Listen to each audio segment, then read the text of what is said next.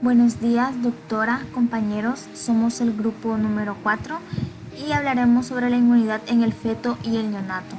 Inmunidad en el feto. Debemos saber que el feto posee antígenos paternos que difieren con los de la madre. Entonces, ¿cómo es que el feto logra sobrevivir la vida intrauterina? Ok, esto se da gracias a mecanismos que regulan la respuesta inmune materna. Simultáneamente se establece una marcada separación entre la circulación materna y la circulación fetal.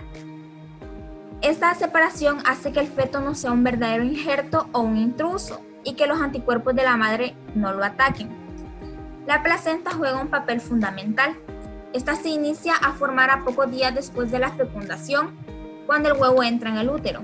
Está constituida por una serie de células trofoblásticas que le permiten al feto obtener factores de nutrición que pasan de la madre. Desde el punto de vista inmunológico, no hay paso de células, únicamente pasan la barrera placentaria, anticuerpos de la clase IgG, producidos por la madre a través de un mecanismo de transitosis. Más adelante explicaremos mejor este proceso de transferencia de inmunidad. Estos anticuerpos no son suficientes protección para el feto, por lo que el feto necesitará desarrollar su propio sistema inmune. El sistema inmune se desarrolla en una serie de etapas y en cada etapa capacitan al feto para responder a diversos antígenos. Estas etapas dependen del incremento gradual en el uso de la conversión genética o mutación somática para incrementar la diversidad de anticuerpos. El primer órgano en formarse es el timo, de ahí viene el vaso y los ganglios linfáticos. Los linfocitos B aparecen después del desarrollo del vaso. Según la especie, va a variar el tiempo en el que se presente o se desarrolle cada etapa. Vamos a empezar con los potros. El periodo de gestación de la yegua es de unos 340 días. Los linfocitos aparecen en el timo en los días 60 a los 80 días después de la concepción. Se localizan en el nódulo linfático mesentérico y en la lámina propiintestinal en el día 90 y en el vaso en el día 175. Los linfocitos sanguíneos aparecen alrededor del día 120. El feto equino puede responder al colifago T2 en el día 200 de la gestación y en el día 230 puede responder al virus de la encefalitis equina venezolana. Los potros recién nacidos tienen cantidades detectables de inmunoglobulina IgM y de IgG y ocasionalmente de Ig3 en el suero, pero su producción de IgE en los equinos no comenzará hasta que los potros tengan de 9 a 11 meses de edad. Como otros grandes herbívoros, el potro posee placas de Peyer ileales bien desarrolladas que funcionan como órganos linfoides primarios y que con el tiempo involucran. Los terneros. El periodo de gestación de la vaca es de 280 días. A pesar de esto, el sistema inmune de los terneros se empieza a formar en las fases tempranas del desarrollo. Evolucionan. Aquí tenemos una tabla con el desarrollo progresivo del sistema inmune en el feto bovino. Vamos a encontrar que en el día 41 aparece lo que es el timo. En el día 45 los linfocitos sanguíneos. En el día 56 la médula ósea y el vaso. En el día 59 los linfocitos IgM positivos. En el día 60 vamos a encontrar los nódulos linfáticos. En el día 90 el complemento. En el día 110 vamos a encontrar los que son los granulocitos. En el día 130 vamos a encontrar los IgG sérica. En el día 145 los linfocitos IgG positivos. Y en el día 145 los IgG séricos. Los IgM séricos. En el día 155 encontraremos lo que son las tónsilas y las placas de Peyer aparecerán hasta el día 175. Se ha descrito que los terneros fecales pueden responder a los retovirus en el día 73, a los parvovirus en el día 93 y al virus para la influencia en el día 120. Los linfocitos de la sangre fetal pueden responder a los mitógenos entre los días 75 y 80 y pierden esta capacidad temporalmente en el momento del nacimiento. Los corderos. El periodo de gestación de la oveja es de 145 días. En el día 19 se detectarán lo que son las células de clase 1 del complejo mayor de histocompatibilidad AD. En el día 25 se encontrarán las células clase 2 del CMH. En el día 32 encontraremos los linfocitos. En el día 35 vamos a encontrar las células CD4 positivo y CD8 positiva. En el día 38 será reconocible lo que es el timo. Y también en este día el feto de cordero ya puede responder a lo que son las fitohemaglutinas. En el día 41 responde a lo que es el fago OX174. En el día 48 vamos a encontrar los linfocitos B. En el día 50 aparecerán los nódulos linfáticos. Y también en este día ya pueden responder a lo que es el virus Acabane. En el día 60 aparecerán los folículos asociados al intestino en el colon. En el día 75 hacia los 80 aparecerán los que son las placas de Peyer del yeyuno. En el día 76 podrán responder al virus del Valle de Cache. En el día 90 podrán responder al virus SB4. En el día 105 al fago T4. Y en el periodo de los 110 días a los 115 días aparecerán las placas de Peyer del ilion.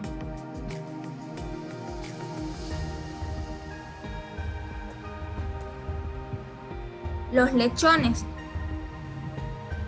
El periodo de gestación de la cerda es de 115 días. Los linfocitos B aparecen en el saco vitelino en el día 20, progresando al hígado fetal hacia el 30 y hacia la médula ósea en el día 45. Los primeros leucocitos SWC3 positivos se pueden observar en el saco vitelino y en el hígado en el día 17. El timo se desarrolla a los 40 días de gestación y se coloniza en 2 oleadas de progenitores de linfocitos T a partir del día 38. Los linfocitos T aparecen primero en el timo y luego en la sangre periférica. Los linfocitos B y IgM positivos aparecen en el día 50 de la gestación. Los tejidos linfoides intestinales carecen de linfocitos T al momento del nacimiento. Sin embargo, los linfocitos TCD4 positivos aparecen en el intestino a las 2 semanas de vida y los TCD8 positivos a las 4 semanas de vida. Los cachorros de perro. El periodo de gestación de la perra es alrededor de 60 días. El timo se diferencia entre los días 23 y 33 y los fetos pueden responder al fago OX174 en el día 40. Los linfocitos sanguíneos pueden responder a la fitohemaglutinina en el día 45 de gestación y pueden detectarse en los nódulos linfáticos en el día 45 y en el vaso en el día 55. La capacidad para rechazar a los injertos se desarrolla alrededor del día 45. Cachorros de gato. Acerca de los cachorros de gato no hay mucha información, solo se conoce que los linfocitos B se observan en el hígado fetal en el día 42 de gestación. Los linfocitos fetales pueden sintetizar cierta cantidad de IgG detectable en el suero antes de mamar, aunque esto podría ser debido a anticuerpos que atraviesan la placenta. Pollitos. El periodo de incubación de los pollitos es de 21 días. Los linfocitos con IgM de superficie pueden detectarse en este órgano en el día 14. Se producen anticuerpos frente a la hemocianina de la lapa fisureloidea y frente a los eritrocitos de carnero en los días 16 y 18 de incubación respectivamente. Los linfocitos con IgG de superficie se desarrollan en el día 21, alrededor del momento en el que eclosiona el huevo. Bueno, continuando con lo que es el tema del desarrollo del sistema inmune, vamos a hacer una retroalimentación de lo que es embriología y lo que es histología.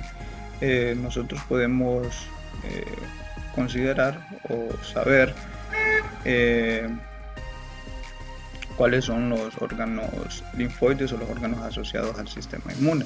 Si hacemos un recordatorio, estos órganos se pueden dividir en órganos primarios y órganos secundarios como tal, y también tienen un origen. Este origen es a través de la aorta gónada mesofrénica, que voy a agregar una imagen por aquí, ya que en la diapositiva no la agregué porque este es un ejemplo en humanos. Desarrollo celular, los órganos asociados al desarrollo de las células del sistema inmune adaptativo, tanto células B o linfocitos B y linfocitos T, son el timo y la médula ósea, y estos son considerados órganos linfoides primarios. El timo está ubicado en la porción craneal del mediastino y está conformado, posee su corteza y posee su médula. En la médula, si nos acordamos, es donde tendrá la mayor función de un órgano. Este timo se desarrollará a los 40 días de gestación en el lechón, y los linfocitos T que se desarrollarán será al día 55 de gestación. La médula ósea es de vital importancia en la hematopoiesis, ya que aquí se originarán el estirpe sanguíneo, ya sea tanto eritrocitos, tanto células rojas, células blancas, leucocitos o plaquetas. Estos linfocitos B que se desarrollarán en la médula ósea lo harán entre el día 55 y 60 de gestación, pero aparecerán anteriormente al día 45 de gestación. Cabe recalcar que antes de que se desarrollen y se proliferen los linfocitos B en la médula ósea, se proliferarán hacia el hígado, ya que el hígado es uno de los órganos que se desarrolla primero tras la vida fetal, o sea, después de que se origine de la aorta gónada mesofrénica. Todo esto tomado del libro de Tizar de la edición 10 de Introducción de la Inmunología. Tras la aparición de los órganos linfoides primarios y su desarrollo posterior están los órganos linfoides secundarios, que también ayudarán a la proliferación de estos linfocitos y a generar una respuesta inmune tras el nacimiento. Entre estos órganos linfoides secundarios tenemos el vaso, las tonsilas o las amígdalas, están los ganglios linfáticos y los tejidos linfoides asociados a mucosas. Tenemos una imagen representativa de cada órgano. Tenemos el vaso, están los ganglios linfáticos, las tonsilas y los tejidos linfoides asociados a mucosas. Estos órganos linfoides, tanto primarios como secundarios, tendrán su auge o su éxito tras el nacimiento, tras el crecimiento, y cuando son expuestos también a lo que es un antígeno, porque recordando, este sistema inmune adaptativo mejora o genera una respuesta más eficaz a medida que está expuesto a lo que es el antígeno. Tras explicar el desarrollo de las células del sistema inmune, tanto linfocitos T como linfocitos B y sus órganos ligados, tanto órganos linfoides primarios como órganos linfoides secundarios, tenemos el desarrollo humoral, el desarrollo del sistema de complemento y algunas moléculas antimicrobianas que ayudarán a generar una respuesta tras el nacimiento y tras el crecimiento para poder eliminar estos microorganismos, ya sea tanto antígenos, ya sea tanto bacterias, virus, bacterias gram negativas o gram positivas. Entre estas moléculas antimicrobianas tenemos lo que son las lectinas. Entre las lectinas están las pentraxinas y las colectinas. Tenemos lo que son las defensinas, también la lactoferrina y la lisocima. Todo esto se desarrollará en el feto de manera baja, de bajas concentraciones. Por eso tendrá una mayor susceptibilidad lo que son las infecciones. La molécula el anticuerpo que principal en el desarrollo fetal y que ayudará a generar respuestas inmunes es la inmunina M, es la principal y es la que mayor tiene función tras la vida fetal o en la vida fetal.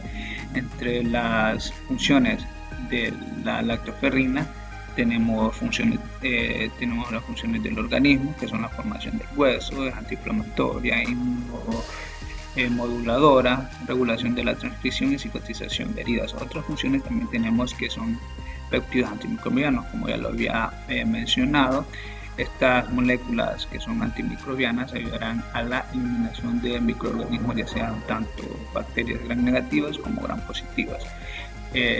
Tenemos lo que son las colectinas y tenemos las lisocimas, continuando con el desarrollo moral y haciendo la función del sistema de complemento y como ayudan algunas de estas proteínas y moléculas a la eliminación de microorganismos.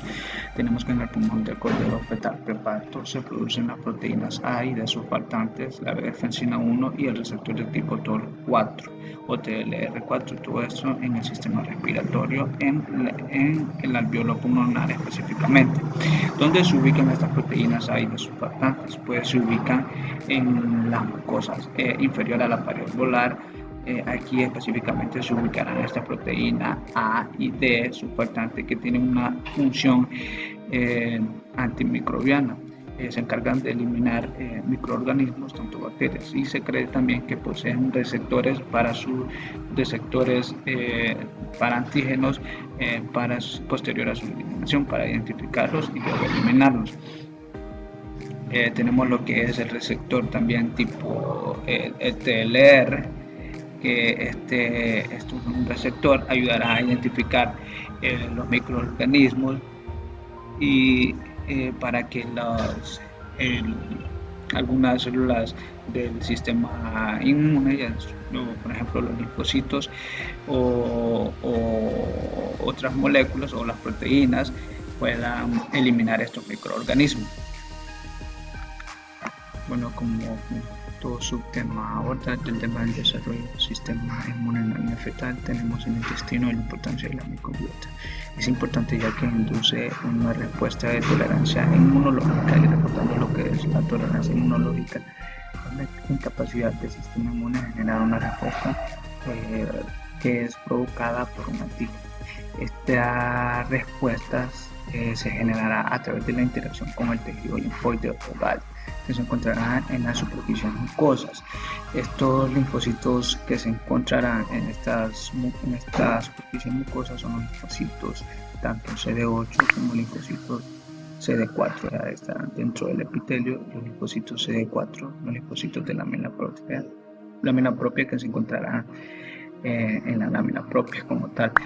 Cabe recalcar que estos linfocitos el intestino carecerá de ellos tras el nacimiento, pero aparecerán entre las primeras 2 o 4 semanas de vida, al igual que poseer a desarrollar lo que es la inmunoglobulina A través de la inducción o los estímulos que se dan a través de la leche o el calostro cuando estos son ingeridos. A continuación les hablaré sobre la respuesta inmune de los animales recién nacidos. Tras el desarrollarse en un ambiente del útero, los mamíferos nacen en un ambiente rico en microorganismos, siendo capaces de desarrollar respuestas inmunes, tanto una respuesta innata como adquirida al momento del nacimiento. Cualquier tipo de respuesta adquirida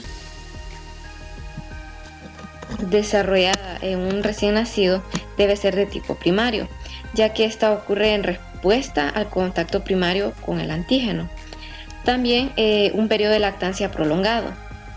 Es primordial que la cría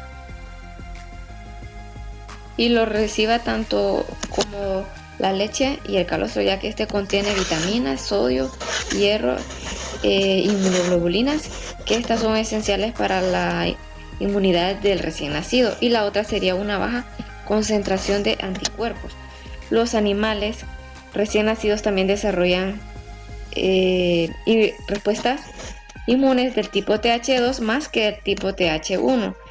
Estas son sensibles a la dosis inducidas por las interleuquinas 4, ya que esta interleuquina induce a los linfocitos un incremento del tamaño celular y un aumento de la capacidad de respuesta proliferativa frente a un anticuerpo.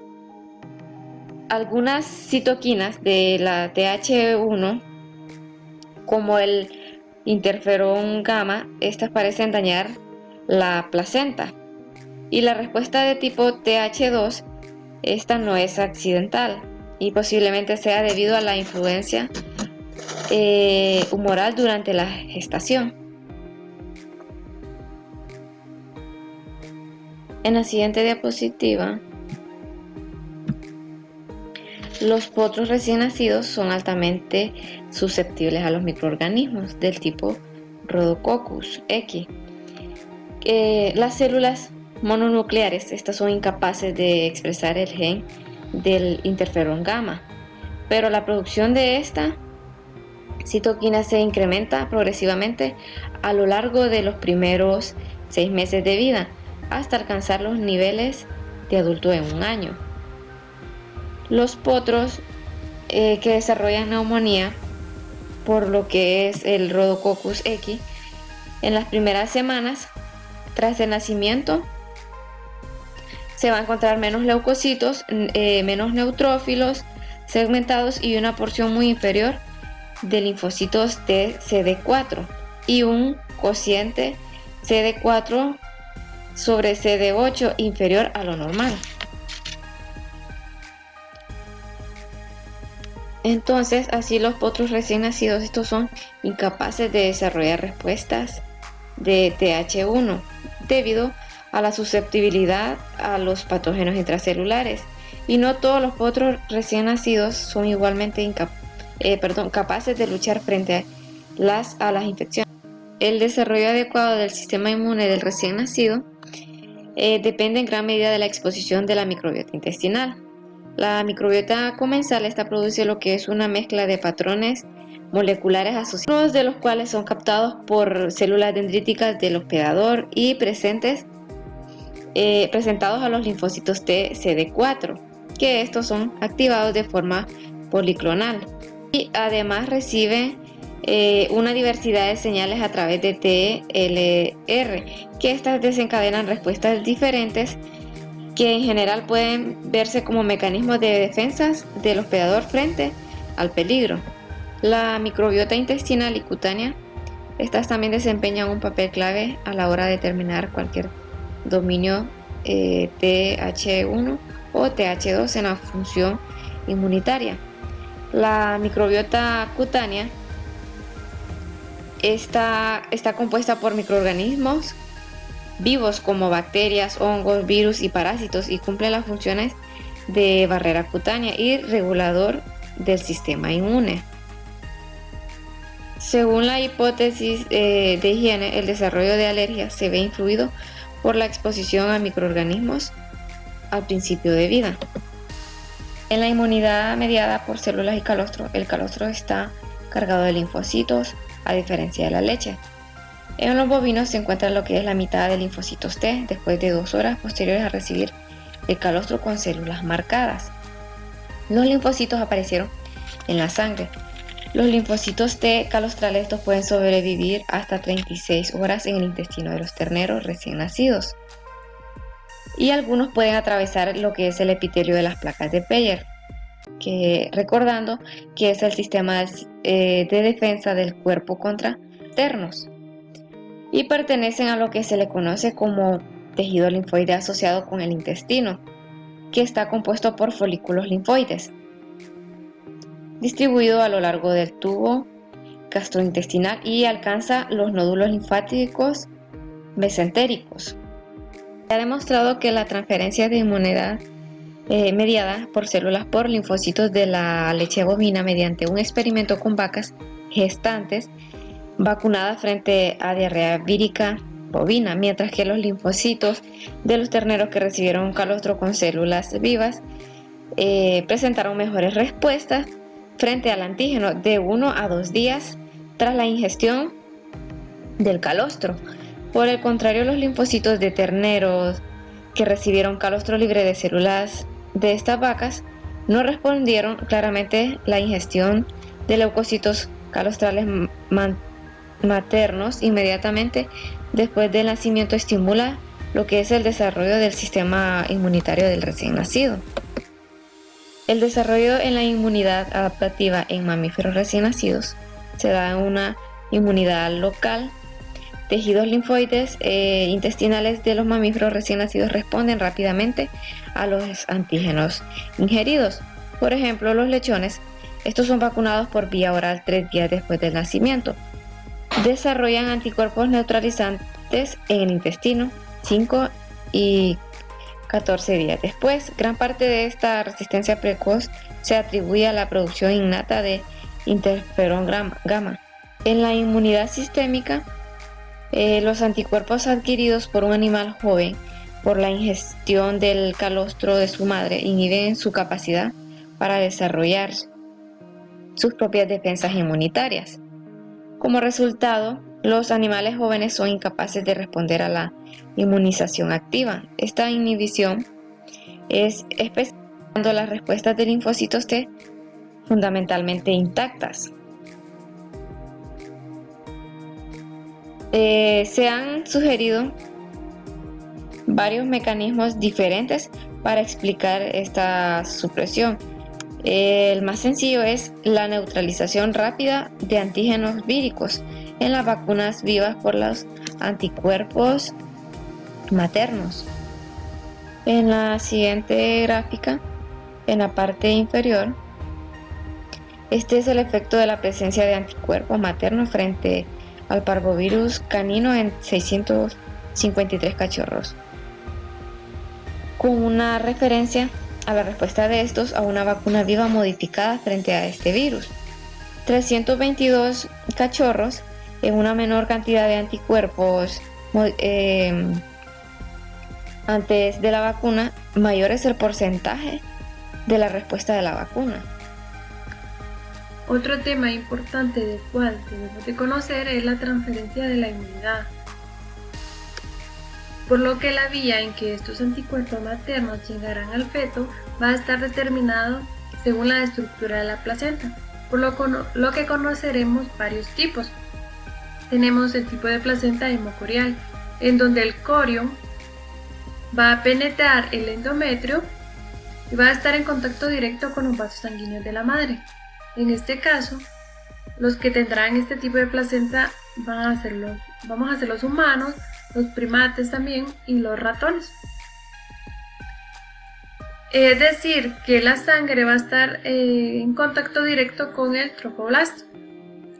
Otro tipo de placenta va a ser el endotelio corial, en donde el corión va a penetrar el endometrio, llegando a tocar los vasos sanguíneos de la madre. En este caso, los caninos y los felinos, y todos los carnívoros. Mientras que los rumiantes van a tener el tipo de placenta sintesmocorial, en donde el corión va a entrar al endometrio sin llegar a tocar esos vasos sanguíneos de la madre. Y por último, tenemos la placenta epiteliocorial, que esta lo que la van a tener son los porcinos y también los equinos, en donde el corión toca ligeramente el endometrio, pero no lo va a penetrar. A través de la placenta se va a ver una transferencia de inmunoglobulinas, de otros nutrientes y también de otras células. Pero ¿cuál va a ser la relación que va a existir entre estos tipos de placenta? Bueno, tenemos que en los primates y también en nosotros los humanos va a haber una transferencia de la inmunoglobulina G materna hacia el feto, pero no de la inmunoglobulina M, de la inmunoglobulina A o de la inmunoglobulina E, mientras que los niveles de la inmunoglobulina G van a ser comparables a la madre o de este feto. En el caso de los carnívoros, solo va a haber una transferencia del 5% al 10% de la inmunoglobulina G de la madre al cachorro. Mientras que en los mamíferos que van a tener placenta síntesis-corial, en este caso los bovinos, y placenta epitelio-corial, como los porcinos y los equinos, en ellos no va a existir el paso placentario de moléculas de hemoglobina, por lo que en estos mamíferos los recién nacidos van a depender totalmente de los anticuerpos recibidos a través del calostro. ¿Y cuál va a ser la composición de este calostro? Bueno, pues va a contener secreciones de la glándula mamaria acumuladas durante las últimas semanas de gestación, como ser proteínas y otro montón de nutrientes que van a ser transferidos activamente desde la circulación sanguínea bajo la influencia de los estrógenos y también de la progesterona. Es decir, que este calostro va a estar rico en inmunoglobulina G e inmunoglobulina A, pero también va a contener inmunoglobulina M e inmunoglobulina M. Pero la que va a predominar en este caso en la mayoría de los domésticos va a ser la inmunoglobulina G. Esta se va a presentar aproximadamente entre un 65 y un 90% del total de contenido de anticuerpos. Mientras que los componentes minutorios, pero no menos significativos, lo va a constituir la inmunoglobulina A y los otros tipos de inmunoglobulinas. Y a medida que va a progresar la lactación, pues el calostro se va a transformar en leche. Y a medida que se va dando esta transformación del calostro hacia la leche, pues van a ir cambiando también el nivel de concentración de inmunoglobulinas. En este caso, siempre va a ser mucho mayor el nivel de inmunoglobina en el calostro que en la leche. Y esto va a determinarse según el tipo de especie, por lo que les dejo este cuadrito donde lo podemos comparar. Por ejemplo, en la inmunoglobulina G va a ser mucho mayor su concentración en el calostro que en el de la leche. Por eso es que es muy importante que el animal calostre recién nacido. Y en el caso de los rumiantes, tanto en la leche como en el suero, la concentración del nivel de inmunoglobulina G va a ser alto y la concentración de inmunoglobulina M y A van a ser un poco menos. En cambio, en los no rumiantes, como ser los perros, los gatos, los cerdos y los caballos, el mayor nivel de concentración de inmunoglobulina va a ser el de la A y un poco menos en la inmunoglobulina M e inmunoglobulina G.